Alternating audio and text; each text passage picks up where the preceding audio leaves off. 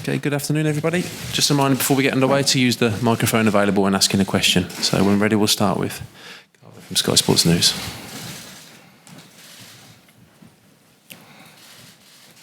Fikayo, a year ago you were playing in the Championship.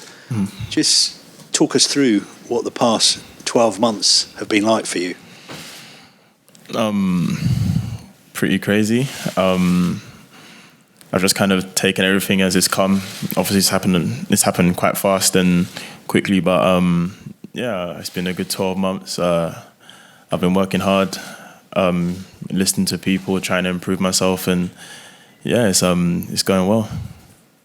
What did it feel like when you found out that you'd been called up to the England squad?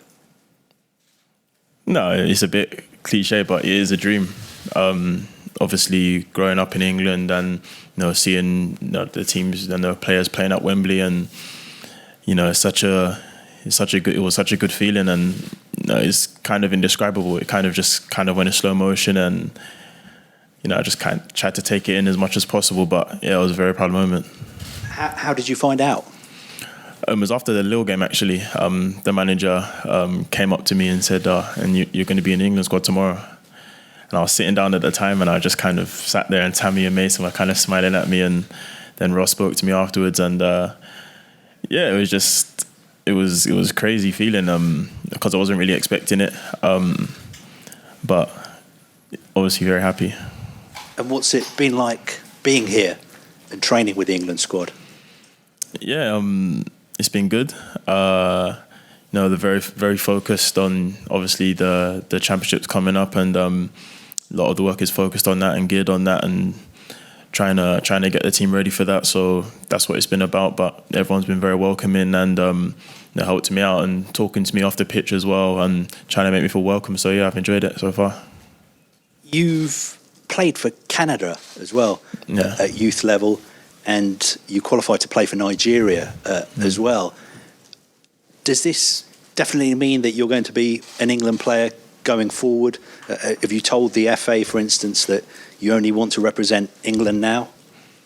Yeah, I mean, I think the call-up kind of solidifies that.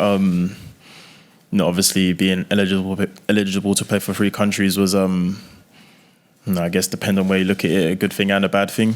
But I wasn't really, as I said, expecting at the beginning of the season to make the England squad or whatever. I was just kind of taking everything as it's come and getting the call up to England. Once I got that call up, there wasn't really a doubt in my mind that I was going to commit. So, being here now, I just want to try and get my first cap and then try and get more after that as well. Would you regard yourself as an England fan? For instance, during the World Cup in Russia, were you watching the games? Where were you watching them? Yeah, I was actually with Tammy, actually. We were on holiday, and we watched the first game, and, obviously we watched England, of course, and then we watched a penalty shootout against Colombia as well. So, yeah, of course, I'm an England fan. Grew up in England, went to school, everything like that. So, yeah, of course, now to be part of this is a dream. Where was the holiday? Where was the holiday? I think we were in Marbella, and then we came back to England and we watched the penalty shootout at his house. So, yeah, that was a nice little moment for us. 12 months ago, when you went on loan to Derby, did you think that was the end of your time at Chelsea, or did you always believe in yourself? Did you think that if you proved yourself at Derby, you'd get another chance at Chelsea? Because obviously the Chelsea manager at the time was a different manager. Yeah. He didn't really seem to be that focused on developing English players or giving them a chance. I think when you go on loan, obviously you're still a Chelsea player, so you're still kind of focused on that. That's still in the back of your mind, but all I was focused on was doing well for myself and Derby at the time. And obviously we had a good season. We made the playoff final, and I did well for myself as well, so that was good. But I think that every single player that goes on loan from Chelsea, the end goal is to make it into the Chelsea team, and I've been fortunate enough to get a taste of that this season. But just most importantly, when I was on loan at Derby, was to try and develop myself as much as possible, learn the game a bit more, And if the time did come to come back to Chelsea, that I'll be fully prepared and more prepared than I would have been if I went somewhere else, for example. I know quite a lot of clubs were interested in taking you on loan this summer as well. How close were you to leaving Chelsea this summer?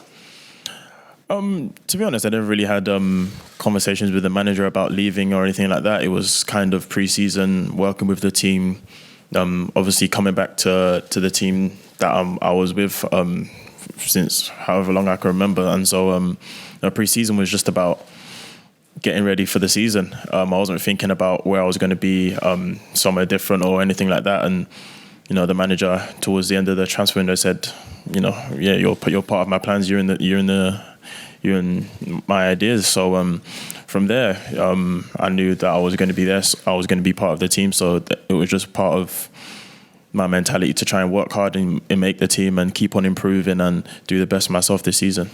And how much do you think you owe to Frank Lampard for this call-up? Because obviously he's shown a lot of faith in you, having you at Derby, and then now giving you a chance at Chelsea as well. Yeah, a great deal. Obviously last season playing a 21-year-old in the heart of the defence for a top championship club like Derby, it does take faith. And, he put that in me from the beginning. He helped me and told me what he wanted from me in the games, in training, etc. And, for him to have that faith in me, to play me even when maybe the results weren't good or I wasn't playing as well as I could have, to keep playing me and keep putting me and then helping me learn was all I could really ask. And then it was more on me to try and produce what he wanted. And then coming to Chelsea this season again, it wasn't granted just because he was a manager. I was going to come in. I had to work hard, and I'm still working hard and trying to maintain high standards to maintain my place in the team, because it is a level up and there are more players and more experienced players. So that's what I'm focusing on, trying to improve and keep my place in the team. Harry Maguire appears to be an almost certain starter for England at centre-back, but the place next to him seems to be up for grabs. Do you think Maguire and Tomori could be England's centre-back partnership at the Euros next summer? We'll see. I don't know. I think at the moment I'm just kind of focused on getting my first cap, integrating with the team. Now I know that, as I said, the manager is focused on, and the whole team as well, focused on the European Championship. So I'm sure that's something that he's probably thinking about. But at the moment, I'm just kind of focusing on trying to integrate myself with the team, do as well as I can as well with Chelsea, so I can keep getting the call up. And then next summer, we'll see what happens. And the final one from me, am I right in thinking that after dinner last night, you had a team meeting where Gareth Southgate just talked you through what you should do if any of the players were subjected to racist abuse in any of the games going forward? Can you just tell us what was said at that meeting?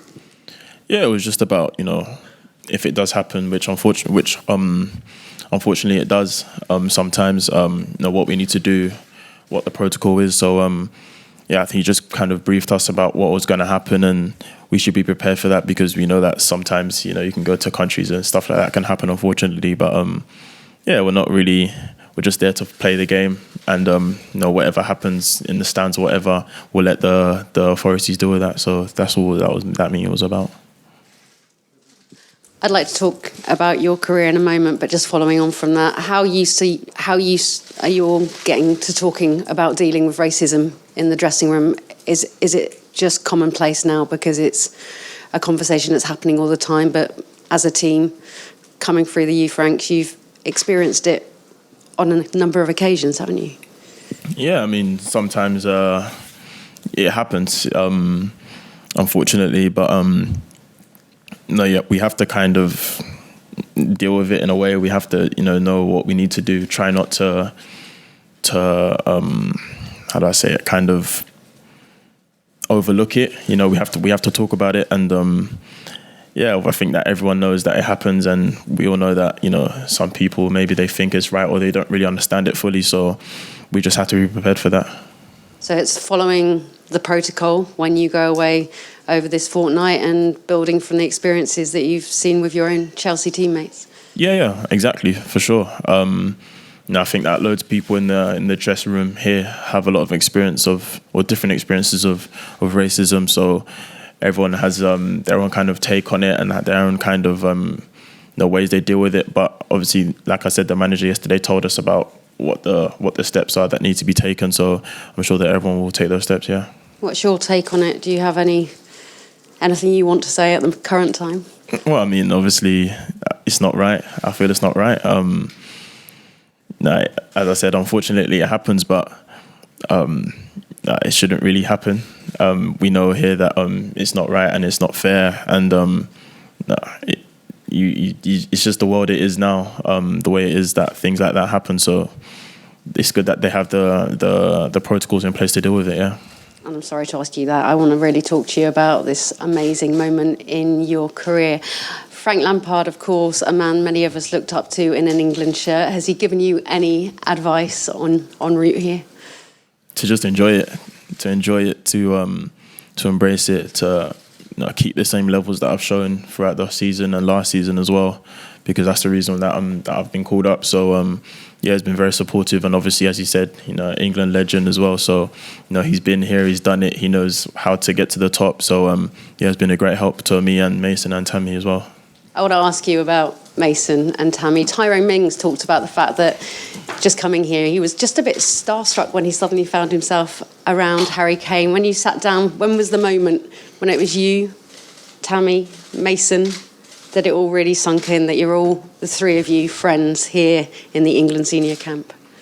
I think yesterday, when we first arrived, Tammy's room was opposite mine, and we kind of sat in the room, and then Marcus walked in, and Trent and Sancho as well. Obviously, we know them from before, but in this kind of scenario, in this environment, it feels a bit different. And then at dinner, seeing all the players that playing the Premier League, playing for England, and realizing that you're part of that team, it is surreal, and it is a dream, and you just kind of have to take it all in and try not to let it all spin your head. But yeah, it's very good. What was happening in that room? Is it gaming, or what do you do when you're trying to relax and step away from it all and just be friends to clear your head? Everyone's gaming, talking, about life, football, everything. But I'm not really much of a gamer. I just kind of let them get on with it. But a lot of FIFA and Fortnite going on. The most competitive? Tammy or Trent, probably.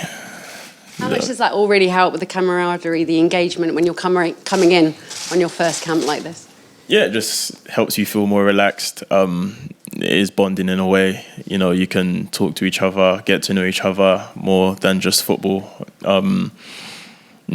You get to see people's personalities and stuff like that. And it's good because, you get to know someone, and that translates onto the pitch as well.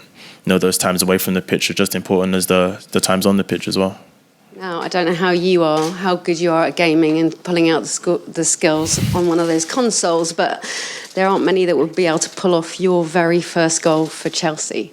You are up against Trent Alexander-Arnold and James Maddison for goal of the month in the Premier League.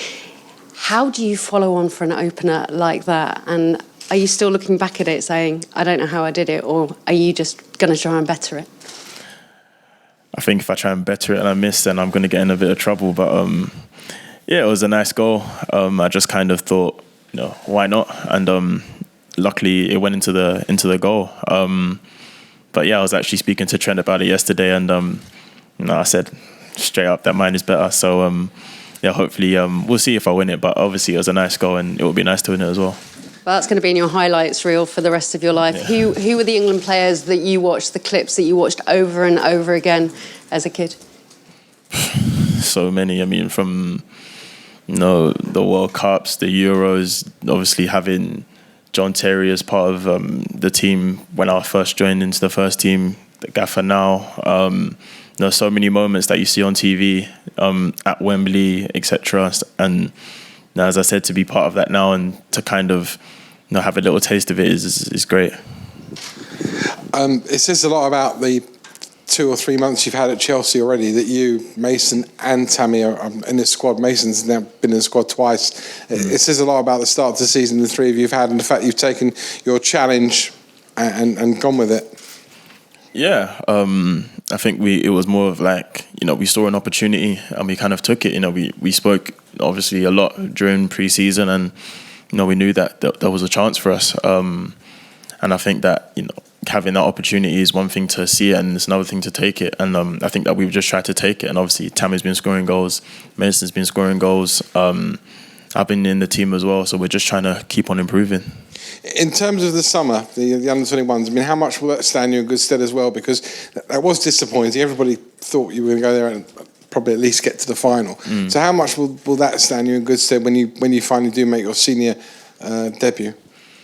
Yeah, I think that that tournament in the summer, I think everyone learned something from that. The fine margins, the details of the game, can be costly.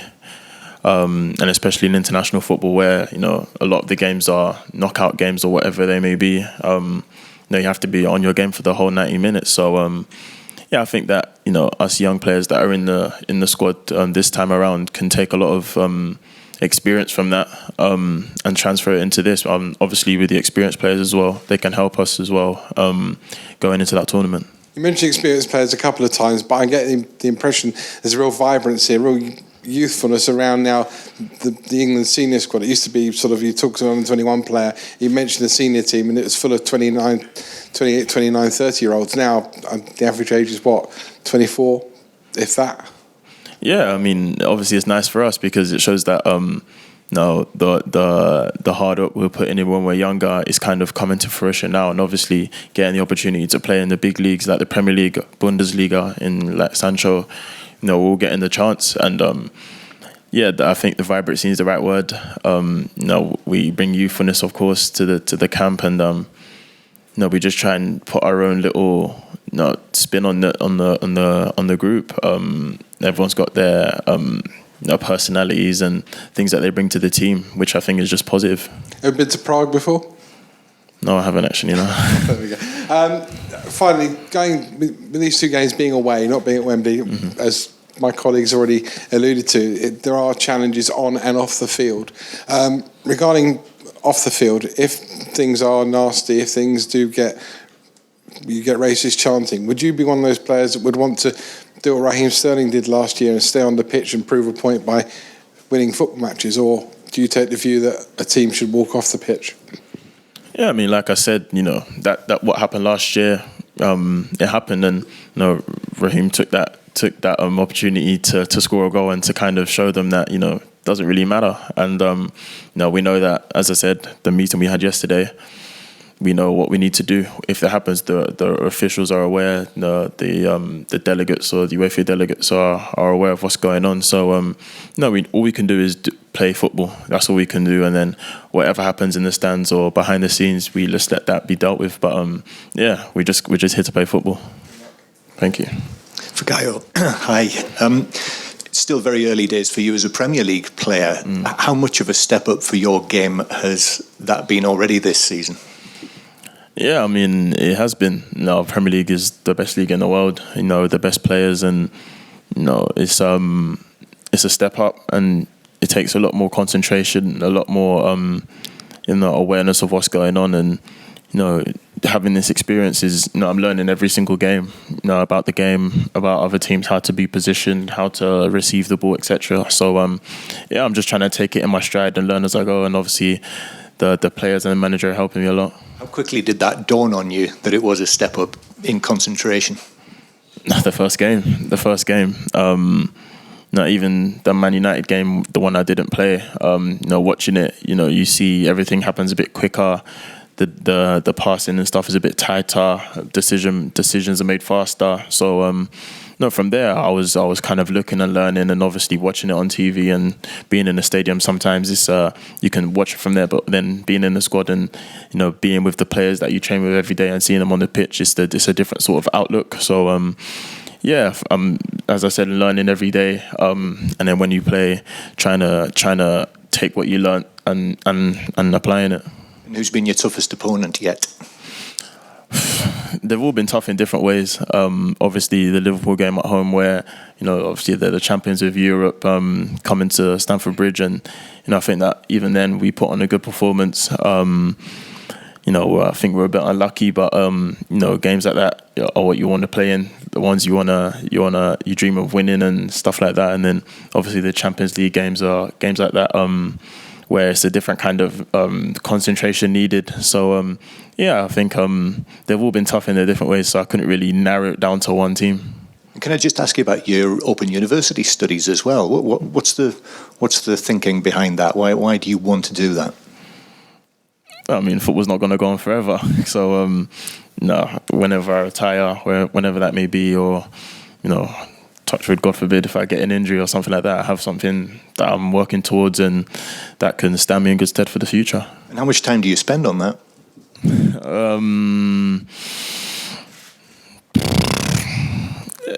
Maybe about 8 to 10 hours a week.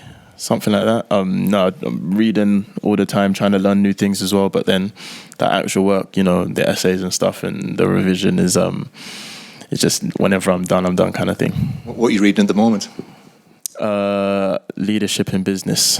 That's the current topic. Very good. Thanks. There you go. We'll end the live section there, and we'll allow now 5 minutes.